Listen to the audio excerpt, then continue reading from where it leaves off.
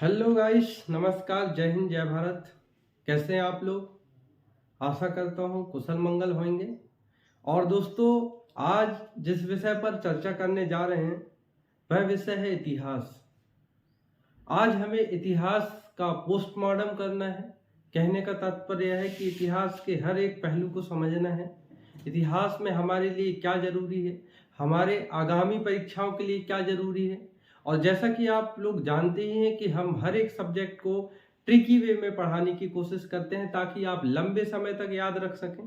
दोस्तों, ये शुरू करने से पहले मैं आप लोगों को कुछ ट्रिक एंड टिप्स देना चाहूँगा। जैसा कि दोस्तों आप लोग तैयारी करते हैं, तैयारी हर व्यक्ति करता है। देश के हर कोने में कोई ना कोई तैयारी कर रहा है, लेकिन हमें सही मार्गदर्शन, सही या मैं कहूँ सही जो अप्रोच है उसकी कमी होने के कारण हमारा सिलेक्शन कहीं ना कहीं रुक जाता है। मैं वही सारी चीज़ें आप लोगों से डिस्कस करना चाहता हूँ कि आप लोग अपनी तैयारी कैसे बेहतर कर सकते हैं, आप और लोगों से अलग कैसे कर सकते हैं। और उसका सिंपल और सीधा तरीका है कि आप अपने नज़रिए को बदलिए, आपके सोचने समझने की शक्ति को बदलिए, आप जहाँ भी रहते हैं उस एटमॉस्फेयर को अपने हिसाब से ढालिए। अब आपका सवाल होगा कि ये सब होगा कैसे? तो दोस्तों, ये सब आप बिल्कुल सिंपल वे में कर सकते हैं और वो तरीका है, जैसा मैं आपको एक एग्जांपल देता हूँ। जैसे कल हमारे भारतवर्ष में जनजातीय गौरव दिवस मनाया गया और ये किनके जन्म दिवस के उपलक्ष्य पे मनाया गया?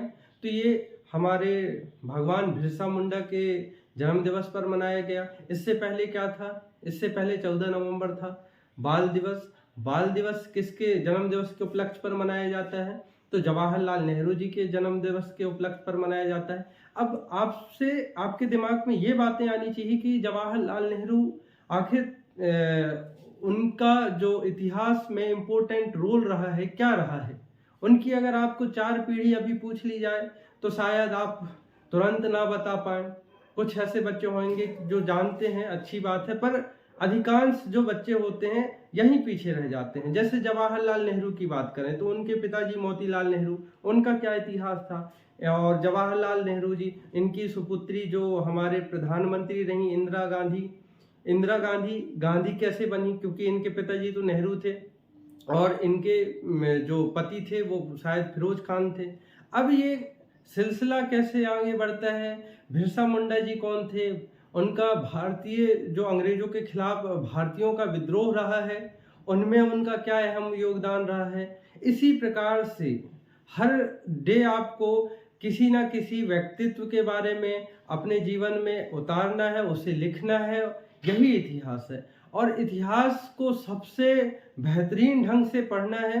तो बिल्कुल मैं कोशिश करूंगा कि जो मेरे सेशन होने जा रहे हैं, आप लोगों को पता ही है कि मैं हर एक सब्जेक्ट को बिल्कुल ट्रिकी वे में पढ़ाता हूं और ट्रिकी वे में ही इसको भी पढ़ेंगे। अब दोस्तों, अगर इतिहास शुरू करें तो इतिहास को हमने 3 पार्ट्स में डिवाइड करके रखा है: ancient history, medieval history and modern history. इनका मैंने टाइम पीरियड दे के रखा है, देख लीजिए। 600 ईसा पूर्व से लेके 712 ईसा तक, 712 से लेके 1707 ईसा तक, 1707 से लेके 1947 ईसा से अब तक। अब इसमें आप कुछ चीजें देख पा रहे होंगे कि इसमें ईसा पूर्व लिखा है, जिसे हम बीसी भी लिखते हैं, बिफोर क्राइस्ट।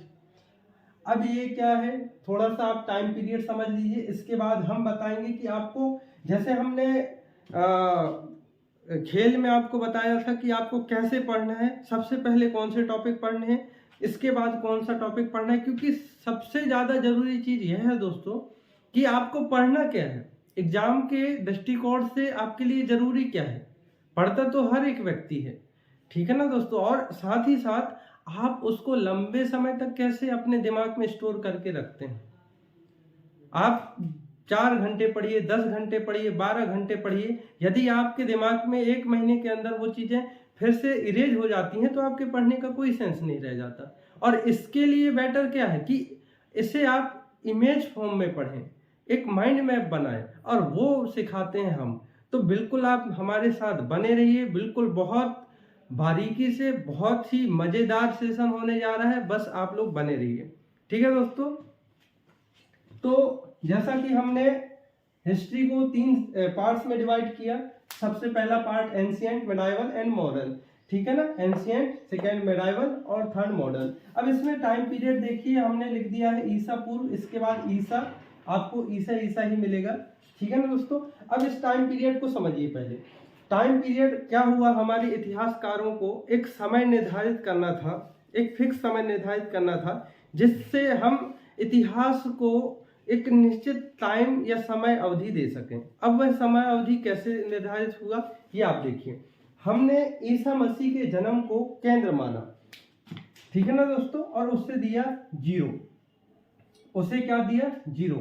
अब 0 से जैसे जैसे इस तरफ बढ़ेंगे आप -1, -2, -3 ऐसा ना कह के आप ऐसा भी कह सकते हैं कि अगर यहाँ पे हमने लिख दिया 200, तो आप इसे कहेंगे 200 BC। मतलब अगर जो घटना घटी है वो कब हुई है, यहाँ पे आप ईसा मसीह का जन्म है तो ईसा मसीह के जन्म से 200 वर्ष पूर्व की घटना है। अगर यहाँ पे लिखा है 600, प्राचीन इतिहास कहाँ से शुरू होता है, 600 से, तो 600 ईसा पूर्व मतलब BC। इसका मतलब यह है कि जो हमारा एंशिएंट हिस्ट्री है उसकी शुरुआत होती है 600 ईसा पूर्व से, मतलब ईसा भगवान के जन्म से 600 वर्ष पूर्व। वैसे तो अगर प्राचीन इतिहास से पहले भी अगर हम मूल रूप से भारतीय इतिहास को विभाजित करें तो आपको प्रागैतिहासिक काल, आधे ऐतिहासिक काल और ऐतिहासिक काल, ये ऐतिहासिक काल के पार्ट है। लेकिन मैं वीडियो शॉर्ट बनाने के लिए और जो अभी आपके एग्जाम के लिए इम्पोर्टेंट है वो बनाने के लिए मैंने सिर्फ और सिर्फ ऐतिहासिक काल रखा है। इसलिए बिल्कुल कंफ्यूज ना हो कि इससे पहले भी तो वैदिक काल रहा है, इसके पहले सिंधु घाटी सभ्यता रही है, तो वो हम नेक्स्ट वीडियो में जरूर कवर करवाएंगे। आप अभी यहाँ ध्यान दें, ठीक है दोस्तों। तो देखिए हमने बता दिया कि ये क्या है, ये ईसा मसीह का जन्म, जो जन्म टाइम था वो हमने मान लिया है, बर्थ टाइम मान लिया है। इससे पूर्व जो भी जो घटनाएं घटी हैं उसे हम BC से डिनोट करेंगे। अच्छा, इसके बाद से जो घटनाएं घटेंगी वो हम करेंगे AD से, जिसे कहते हैं एनो डोमिनी। क्या कहते हैं दोस्तों, एनो डोमिनी। और ये जो एनो डोमिनी है इसका मतलब होता है, ये सब लैटिन भाषा के वर्ड हैं, ठीक है ना दोस्तों। और एनो डोमिनी का मतलब होता है ईसा मसीह के जन्म के बाद, ठीक है दोस्तों। तो देखिए यहां से हमने लिखा है 600 BC से लेके 712 AD तक, इसे आप AD कह सकते हैं, AD तक, ठीक है दोस्तों। तो यहाँ पे ये आ जाएगा, यहाँ कहीं आएगा 712 AD। इसके बाद जो भी घटनाएं घटती जा रही हैं आप लिखते जाइए। जैसे अभी क्या, अभी ये जो वर्ष चल रहा है ये कौन सा चल रहा है, 2022। मतलब अगर कहा जाए कि ये घटना कब की है, ये घटना कब की है, तो आप 2022 में आप कितना जोड़ देंगे, 600 जोड़ देंगे, क्या आ जाएगा 2262। मतलब कहने का तात्पर्य यह है कि जो ये घटना हुई है, यहां से जो हमारा इतिहास शुरू हुआ है वो 2622 साल पहले का इतिहास है। तो जहां तक मैं समझ पा रहा हूं आप लोग ये बिल्कुल समझ गए होंगे, ठीक है दोस्तों। आप इसका एक बार स्क्रीनशॉट ले लीजिएगा। अब बात रही हमें इतिहास पढ़ना शुरू कहां से करना है। तो जहां तक मेरा अवलोकन रहा है, मैंने लगभग 15 से 20 या इससे भी ज़्यादा कहूँ, मैंने बहुत सारे एग्जाम दे के रखे हैं और मैंने हर एग्जाम का पैटर्न बहुत बारीकी से अवलोकन किया है। और मुझे लगता है कि सबसे पहले दोस्तों आप लोगों को जो टॉपिक शुरू करना चाहिए वो है मॉडर्न हिस्ट्री। सबसे पहले आपको मॉडर्न हिस्ट्री खत्म करना चाहिए, क्योंकि सबसे ज़्यादा क्वेश्चन हर एग्जाम में, आप किसी भी एग्जाम को उठा लीजिए, आपको सबसे ज़्यादा क्वेश्चन यहीं से मिलेंगे। इसके बाद आपको पढ़ना क्या है, तो उसके बाद आपको पढ़ना है प्राचीन इतिहास, एंशिएंट हिस्ट्री। यहाँ से इसके बाद अगर सबसे ज़्यादा क्वेश्चन आते हैं तो एंशिएंट हिस्ट्री से आते हैं। इसके बाद आप पढ़ेंगे मेडाइवल हिस्ट्री। अब जैसा मैंने वीडियो की शुरुआत में ही कहा था कि हम इन्हें ट्रिकी वे में पढ़ेंगे। जो क्वेश्चन आते हैं बिल्कुल सीधा, सरल और सिंपल लैंग्वेज में और ट्रिकी लैंग्वेज में और मज़ेदार तरीके से पढ़ेंगे, ताकि आप लोगों को भी मजा आए और ये चीज़ें याद भी हो जाए, ठीक है दोस्तों। अब देखते हैं आधुनिक भारत का इतिहास, इसे शुरू करते हैं। आइए,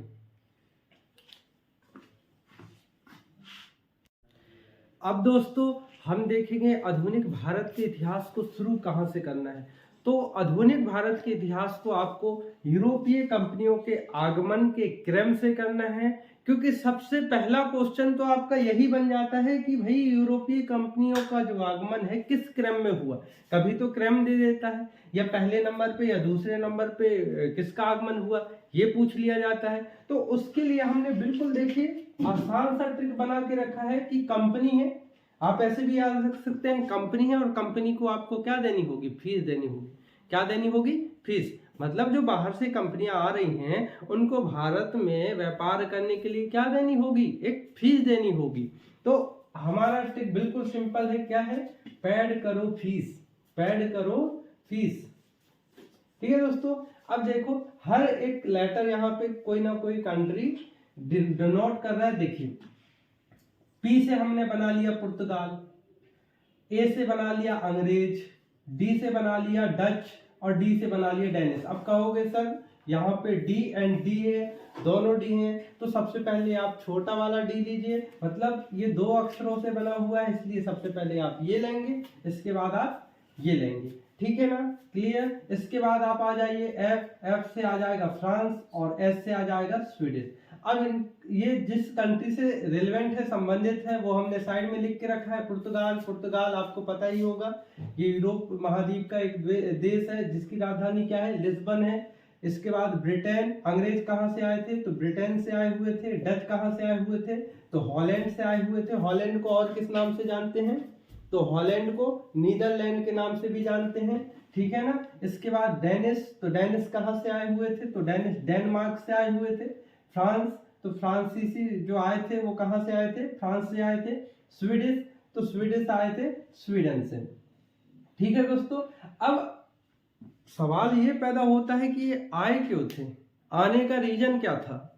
तो दोस्तों ये बात है 15वीं शताब्दी की।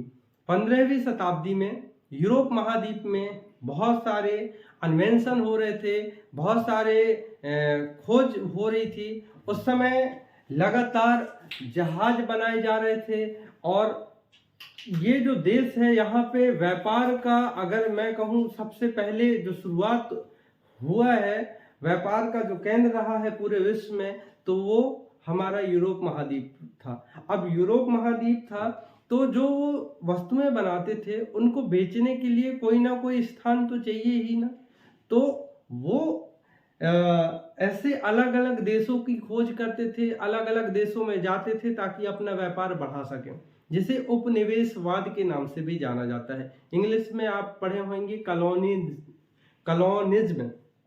ठीक है दोस्तों, अब आइए देखते हैं कि सबसे पहले यहाँ से यूरोप महाद्वीप से हमारे भारत में किसका आगमन हुआ। तो दोस्तों वैसे तो आपको बता दूं कि 1492 की बात है। कब की बात है, 1492 की बात है। स्पेन एक देश है, जस्ट पुर्तगाल, यहाँ पे पुर्तगाल है, पुर्तगाल के जस्ट बाद में स्पेन पड़ता है। स्पेन से एक व्यक्ति भारत की ही खोज में निकले थे, लेकिन वो भारत ना पहुंचकर कहाँ पहुंच गए थे, सीधे अमेरिका पहुंच गए थे, और इस प्रकार उन्होंने अमेरिका की खोज की। तो वो कौन व्यक्ति थे, आप लोग जानते ही होंगे, वो थे हमारे कोलंबस जी। कोलंबस, इनको प्रिंस हेनरी के द्वारा विशेष सहायता भी मिली, और प्रिंस हेनरी उस समय के ऐसे व्यक्तित्व थे जिन्होंने और देशों की खोज में बहुत अपनी तरफ से इन्होंने बहुत मेहनत की और बहुत सहायता की। ये लोगों को प्रोत्साहित करते थे कि आप दूसरे देश में जाइए, वहाँ के कल्चर, वहाँ की संस्कृति और वहाँ पे क्या व्यापार हो सकता है वो आप खोज कर लाइए। तो सबसे पहले प्रिंस हेनरी के द्वारा कोलंबस को ही भेजा गया था, और कोलंबस कहाँ के थे, स्पेन के थे, और ये कहाँ चले गए थे, भारत की खोज करते करते नॉर्थ अमेरिका की खोज, अमेरिका की खोज इन्होंने कर डाली। ठीक है ना दोस्तों। अब बात करते हैं भारत की खोज कैसे हुई। खोज करने का मतलब यह है कि यहाँ के लोगों को भारत के बारे में पता नहीं था, मतलब भारत था ऑलरेडी, लेकिन यहाँ के लोगों को भारत के बारे में पता नहीं था। तो इन्होंने क्या किया, इस देश के बारे में बताया, और इसी संदर्भ को हम यह कह देते हैं कि इन्होंने इसकी खोज की है। ठीक है दोस्तों, अब देखिए बात है 1498 की। कब की बात है? 1498 की। दोस्तों इससे पहले ये ट्रिक जो हमने बताया है और ये जो सीक्वेंस बताया है आप नोट डाउन कर लीजिएगा, ठीक है ना। तो बात है 1498 की। पुर्तगाल से एक और व्यक्ति निकलते हैं जिनका नाम है, पुर्तगाल से एक और व्यक्ति निकलते हैं जिनका नाम क्या है? Vasco da Gama. Vasco da Gama. अब वास्को डिगामा जी इस बार यहाँ पे जो आपका मेडिटेरियन सी है, जिसे भूमध्य सागर कहते हैं, और ये पूरा आपका अटलांटिक महासागर का हिस्सा है।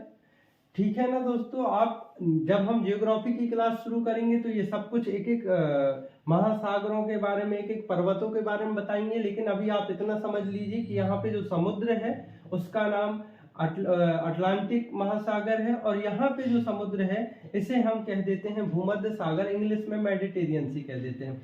तो ये मेडिटेरियन सी को पार करते हुए अफ्रीका महाद्वीप के cap of good hope, cap of good hope इसे कह देते हैं, लिख देते हैं हम, कैप ऑफ गुड होप। आशा का अंतरीप भी कहा जाता है इसे हिंदी में। ठीक है ना दोस्तों, यहाँ पर ये वास्को डिगामा जी पहुंचते हैं, और वास्को डिगामा यहाँ पे पहुंचने के बाद अब ऐसा नहीं है कि ये 1 महीने में या ये 2 महीने में पहुंच गए। यहाँ से यहाँ आने में इनको, यहाँ से यूरोप महाद्वीप से भारत आने में इनको पूरे 1 साल लग गए थे। ठीक है दोस्तों, ये यहाँ तक पहुंचने में पूरे 1 साल लग गए थे। इस बात का ध्यान रखना है, ऐसा नहीं है कि ये 10 दिन का सफर हो कि 20 दिन का सफर हो, क्योंकि वो जहाज से आ रहे थे और ये बहुत लंबा रास्ता है। ठीक है दोस्तों, तो यहाँ पे रुकते हैं। इसके बाद यहाँ सबसे पहले जो हमारे भारत में उस समय बंदरगाह था जिसका नाम था कालीकट। ठीक है ना दोस्तों, वहां पे आकर रुकते हैं। ठीक है, तो उस समय भी भारत में बंदरगाह हुआ करते थे। हाँ, एक सवाल अगर आपके मन में आ रहा हो तो ये क्लियर कर दूं कि आप लोगों का सवाल होना चाहिए कि जो वास्को डिगामा जी थे वो यहाँ से भी इस प्रकार से सीधे सीधे आ सकते थे इंडिया, लेकिन क्यों नहीं आए? तो उसका रीजन यह है दोस्तों कि उस समय जो भारत का व्यापार था उसका नियंत्रण केंद्र अरब वासियों के पास था, और ये जो पश्चिमी देश थे इनको यहाँ से जाने नहीं देते थे। क्यों? क्योंकि इनका व्यापार मुख्य रूप से किस पे आधारित था? भारत पे आधारित था। ठीक है ना दोस्तों, और ये नहीं चाहते थे कि भारत के जो विशाल उस समय संपत्ति थी इसके बारे में पश्चिमी देशों को खबर लगे। ठीक है दोस्तों, इसलिए यहाँ से ये किसी भी पश्चिमी देश के नागरिकों को भारत तक नहीं जाने देते थे। इसका रीजन यह है। ठीक है ना, तो अब यहाँ तक आखिर वास्को डिगामा जी पहुंच गए। अब वास्को डिगामा जी को यहाँ तक ले जाने में किसका योगदान था, इसके बाद यहाँ कौन से राजा मिले, और इसके बाद आखिर और क्या हुआ, फिर कौन कौन पुर्तगाल से फिर आएंगे, और कौन हमारे एग्जाम के दृष्टिकोण से बहुत महत्वपूर्ण है। अब आइए देखते हैं ट्रिक के माध्यम से।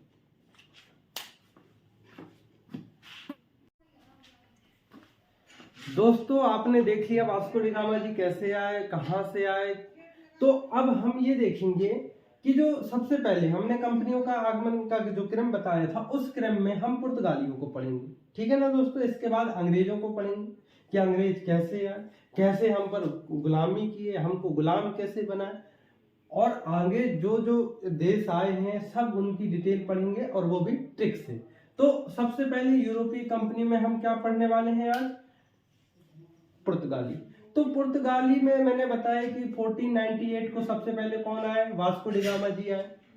ये प्रथम व्यक्ति थे। कभी बाय द वे आपसे किसी एग्जाम में पूछ लिया जाता है कि दूसरे व्यक्ति कौन थे, तो आपके थे पेड्रो अल्बरेज। अब वास्को डी गामा जी जब आ रहे थे, मैंने बताया था कि वो अटलांटिक महासागर होते हुए, कैप ऑफ गुड होप से होते हुए आपके हिंद महासागर में एक टापू पड़ता है, उसका नाम है मेडागास्कर। मेडागास्कर में उनकी मुलाकात गुजरात के एक व्यक्ति से होती है जिसका नाम है अब्दुल मजीद। इन्होंने वास्को डी गामा को भारत तक पहुंचाने में बहुत मदद की। कभी अगर क्वेश्चन आ जाता है तो आपको ध्यान रखना है, वो भी ट्रिक से, वो मैं बताऊंगा। इसके बाद जैसे ही कालीकट के कालीकट बंदरगाह में वास्को डी गामा जी पहुंचते हैं, तो वहां जो हिंदू राजा होते हैं, कभी इनका नाम पूछ लिया जाता है, तो इनका नाम था जमोरिन। अब आपको ध्यान कैसे रखना है, याद कैसे रखना है, देखिए वास्को डी गामा में एक वर्ड है विस्की, तो वास्को डी गामा, यहीं से हमारा ट्रिक शुरू होगा। वास्को डी गामा ने विस्की पिलाकर लबरेज किया। लबरेज किया मतलब मजा दिलाया। लबरेज का मतलब होता है, कहते हैं ना दोस्तों कि दिल लबरेज हो गया, गार्डन गार्डन हो गया, तो लबरेज का मतलब होता है मजा दिलाना। मजा दिलाया किसको? जमूरे को। तो जमूरे का मतलब तो पता ही होगा दोस्तों, जमूरे को, ठीक है। तो देखिए एक बार फिर ट्रिक मैं बता रहा हूं। वास्को डी गामा ने विस्की पिलाकर लबरेज किया। लबरेज मतलब मजा दिलाया किसको? जमूरे को। तो कैसे, इसमें क्या क्या हमको ध्यान रखना है, तो वास्को से विस्की, विस्की से वास्को, आपको ध्यान रखना है, वास्को डी गामा पिलाकर लबरेज किया। तो लबरेज से आपको याद रखना है, देखिए अल्बरेज, इसमें वर्ड आ रहा है क्या? लबरेज। तो इसी से आपको ध्यान रखना है कि जो पुर्तगाल के दूसरे व्यक्ति थे जो भारत आने वाले थे, वो कौन थे? पेड्रो अल्बरेज, ठीक है, क्लियर। अब यहाँ क्या है, लबरेज को और क्या कहते हैं? मजा। तो मजा को आपको कैसे याद रखना है, तो मजा से आपको ध्यान रखना है मजीद, अब्दुल मजीद, ठीक है दोस्तों। और अब्दुल मजीद के कारण ही वास्को डी गामा भारत तक पहुंच पाए। और क्या किया? किसको मजा दिलाया? जमूरे को। किसको मजा दिलाया? जमूरे को। तो जो कालीकट बंदरगाह था, वहां के पास का जो उस समय क्या था, क्षेत्र था, वहां के जो राजा थे, वहां के राजा थे जमोरिन, और ये एक हिंदू राजा थे, ठीक है दोस्तों। तो आपको यहाँ पे इतना ही याद रखना है। अब ये वापस जाते हैं कौन? वास्को डी गामा जी। वास्को डी गामा जी जैसे जाते हैं, तो वैसे भारत में क्या क्या घटना घटती है इनके साथ, तो जैसे ही जमूरे के पास पहुंचे, तो जमूरे ने इनका स्वागत फूल माला और अपने सभी प्रकार से इनका अभिनंदन किया, स्वागत किया, ठीक है ना।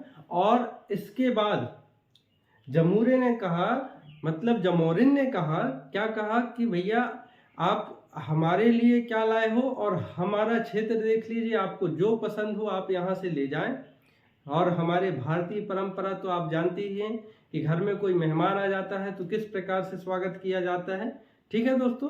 तो बिल्कुल मेहमान की बहुत खातिरदारी हुई। खातिरदारी के साथ साथ मेहमान को इतना सारा प्यार दिया गया, प्यार के साथ साथ मसालों का भंडार दिया गया। और ये वास्को डी गामा जी उस मसाले को, भंडार को यूरोप में जाके 1 रुपए का मसाला अगर यहाँ से खरीदा है, मैं एग्जाम्पल बता रहा हूँ, तो उन्होंने उसे 60 रुपए में बेचा, मतलब 60 गुना ज्यादा कीमत वसूली। अब यह देखकर पुर्तगालियों का जो दिमाग है ठनका, ठीक है ना। और ये पुर्तगाली बिल्कुल मन बना लिए कि अब इनको भारत में किसी भी प्रकार से अपनी कोठियां बनानी है, मतलब अपनी फैक्ट्री डालनी है। और ये फैक्ट्री डालने के चक्कर में और अपना व्यापार बढ़ाने के चक्कर में कहाँ आए? भारत आए।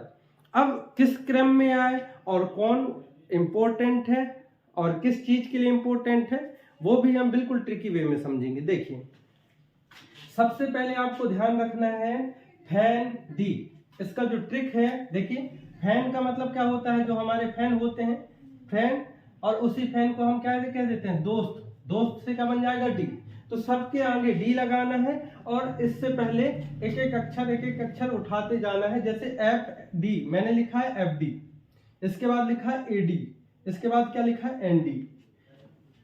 एफ डी से क्या होगा? Francisco de Almeida. A D से क्या होगा? Alfonso de Albuquerque. और एन डी से क्या होगा?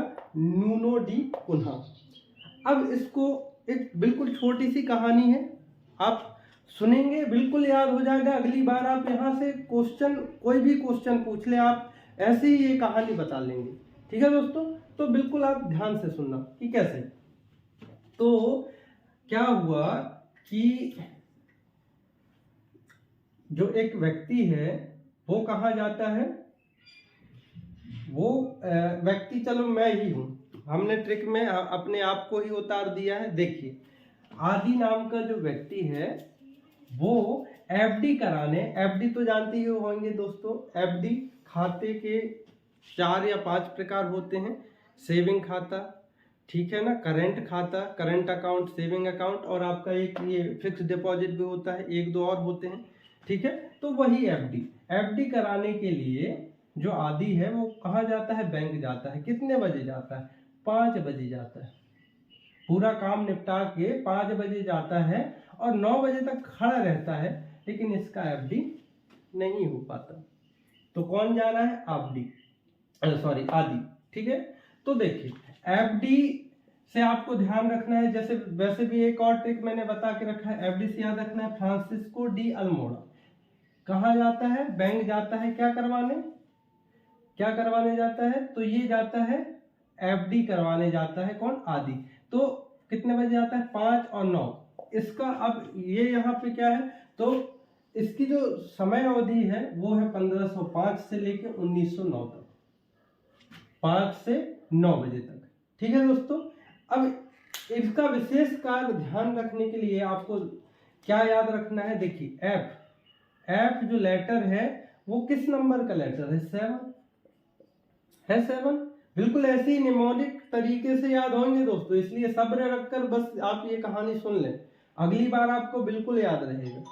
तो एफडी, तो एफ का जो नंबर है 7, और 7 किसका पीएच वैल्यू है, तो 7 पीएच वैल्यू है वाटर का। तो वाटर से आपको आ जाएगा यहाँ पे water, blue water policy. Water का रंग पता ही है, ब्लू होता है, तो ये क्या हो जाएगा, ब्लू वाटर पॉलिसी, और इसी को कहते हैं शांत जल नीति। अब क्वेश्चन कैसे आएगा, तो क्वेश्चन ऐसे आएगा मेरे भाई, क्वेश्चन में ये पूछा जाएगा कि शांत जल नीति किस पुर्तगाली शासक के समय में हुई। इस प्रकार से पूछे जाते हैं। आप पीएससी उठाकर देख लीजिए, 3 मार्कर क्वेश्चन इसी प्रकार से बनते हैं कि आपको दे दिया जाएगा शांत जल नीति, बस। अब आप यहाँ पे बस 3 से 4 लाइन लिख सकते हैं कि भाई फ्रांसिस्को डी अल्मोड़ा, इनके शासनकाल के समय में शांत जल नीति बनाई गई। ठीक है ना दोस्तों, अब शांत जल नीति के तहत क्या किया गया, तो शांत जल नीति के तहत इनको व्यापार में यहाँ व्यापार करने की अनुमति दी गई। कहाँ पे, हमारे भारत के हिंद महासागर क्षेत्र में। ठीक है दोस्तों, अब आइए नेक्स्ट, एफडी के बाद हमने क्या लिखा है, एडी। हमारे फैन से आप याद रखेंगे एडी। अब एडी से आप एडी भी याद नहीं रख सकते, तो आप ऐसा याद रखिए कि एफडी करवाने कौन गया था, आदि गया था। कितने बजे गया था, तो ये इसकी टाइमिंग ही गलत थी, ये 5 बजे गया था, ठीक है ना, और 9 बजे तक खड़ा था। बेचारे का एफडी नहीं हुआ। बैंक वालों का तो आपको पता ही है, उनका लंच टाइम हमेशा चलता रहता है। ठीक है ना दोस्तों, तो आप लोगों को अब टाइम उल्टा, आदि का अब दिमाग खराब हो गया है, वो अब 9 बजे जाएगा और 5 बजे तक खड़ा रहेगा और अपना एफडी करवा के आएगा। तो बिल्कुल यही हमारा ट्रिक है। आदि क्या करेगा, 9 बजे जाएगा और 5 बजे तक खड़ा रहेगा, 9 बजे जाएगा और 5 बजे तक खड़ा रहेगा। इससे आपको टाइम पीरियड ध्यान रखना है, 1909 और 1515, सॉरी दोस्तों, 1509 और 1515 फ्लू में हो जाता है। ठीक है ना, 1509 से लेके 1515। अब इसके बीच में ही 1510 में एक बहुत महत्वपूर्ण घटना घटती है, और सबसे ज्यादा इंपॉर्टेंट क्वेश्चन यही है, और वो क्या है, तो आदि से आपको याद रखना है, जो आदि है, आदि से याद रखना है एडी, और एडी से कौन, अल्फांसो डी अल्बुकुर्क। तो 1510 में अल्फांसो डी अल्बुकुर्क ने क्या किया, बीजापुर उस समय का एक क्षेत्र हुआ करता था, जनपद हुआ करता था, या आप कह दो राज्य हुआ करता था। बीजापुर से गोवा को छीन लिया। किससे छीन लिया, आदिल शाह से। देखिए आदि से आपके कितने सवाल यहाँ सही हो रहे हैं, ठीक है ना, आदि से कितने सवाल सही हो रहे हैं। आपको याद रखना है आदिल शाह। आदिल शाह से क्या किया, अल्फांसो डी अल्बुकर्क ने 1510 में बीजापुर से गोवा को छीन लिया। ठीक है दोस्तों, तो बहुत सिंपली ध्यान रखना है। और इस बार आपको पता है कि एफडी कराने वो कितने बजे जाएगा, 9 बजे जाएगा और 5 बजे तक खड़ा रहेगा। तो आपको टाइम पीरियड 1509 से लेके आपको 1515 ध्यान रखना है। ठीक है दोस्तों, अब देखिए इसके बाद जो टाइम पीरियड आएगा, ये इसमें भी एक महत्वपूर्ण बिंदु है, इसे भी ले लेते हैं। तो 1515 के बाद सीधे हम बीच का जो शासन काल है इतना महत्वपूर्ण नहीं है, इसलिए हमने क्या कर दिया है 1529। हाँ, एक चीज और जो हमने ये लिखा है वास्तविक संस्थापक, क्योंकि यहीं से पुर्तगाली शासन का जो प्रारंभ होता है, इनके जो शक्तियां हैं, इनके जो पावर हैं यहाँ पे हमारे इंडिया में धीरे धीरे बढ़ते हैं, इसलिए इनको पुर्तगाली जो शासन है उसका वास्तविक संस्थापक माना जाता है। किसको, अल्फांसो डी अल्बुकर्क को। ठीक है दोस्तों, अब बात करेंगे 1529 से लेकर 1538। तो 1529 से 1538 तक आपको ध्यान रखना है। देखिए फैन से अब कौन सा अक्षर आएगा, एन, और एन के बाद डी तो लगाना ही लगाना है आपको। तो एन से क्या हो जाएगा, नूनो डी कोन्हा। और नूनो डी कोन्हा से सिर्फ आपको इतना ध्यान रखना है कि आप क्या, बिल्कुल इसका भी सिंपल ट्रिक है कि इन्होंने क्या किया, पहले पुर्तगाल की जो राजधानी होती थी, कोचीन होती थी, उस राजधानी को चेंज करके क्या किया, गोवा किया, जिसको किसने जीता था, अल्फांसो डी अल्बुकर्क ने जीता था। ठीक है ना दोस्तों, और आप इसे कैसे याद रखोगे तो इसे याद रखने का सिंपल ट्रिक है दोस्तों, नूनो डी कुन्हा। कुन्हा मतलब कोई कोना, कोई कोना, कोना। और आपको अगर भाई गोवा पीना है तो कोना तो ढूंढना पड़ेगा, तो आपको ध्यान रखना है, ट्रिक है दोस्तों, माइंड ना करें। ठीक है ना, तो ये गोवा इसका ट्रिक हो जाएगा कि इन्होंने गोवा को अपनी राजधानी बनाई। ठीक है दोस्तों, अब पुर्तगालियों का जो हम पे एहसान रहा है, वो एहसान हम पुर्तगाल वर्ड से ही निकालेंगे। वो आप देख लीजिए, कई बार एग्जाम में पूछे जा सकते हैं। ठीक है दोस्तों, तो वो एहसान क्या है देख लीजिए। पुर्तगाल वर्ड क्या है, पुर्तगाल लिख लीजिए, पुर्तगाल। इससे हम 3 चीजें निकालेंगे, बहुत इंपॉर्टेंट है दोस्तों और इंटरेस्टिंग भी। पास से निकालेंगे आप प्रिंटिंग प्रेस। क्या निकालेंगे, प्रिंटिंग प्रेस। प्रिंटिंग प्रेस लाने का जो भारत में श्रेय है किसको जाता है, पुर्तगालियों को जाता है दोस्तों। ठीक है ना, प्रिंटिंग प्रेस लाने की जो वो है श्रेय है किसको जाएगा, पुर्तगालों को। और तासे बहुत बढ़िया चीज है, और वो है तंबाकू। क्या है, तंबाकू। इसको लाने का श्रेय भी इन पुर्तगालियों को जाता है।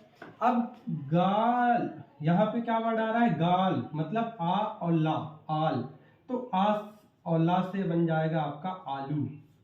क्या बन जाएगा, आलू। ये 3 चीजें भारत में जो लाए थे वो कौन थे, पुर्तगाल थे।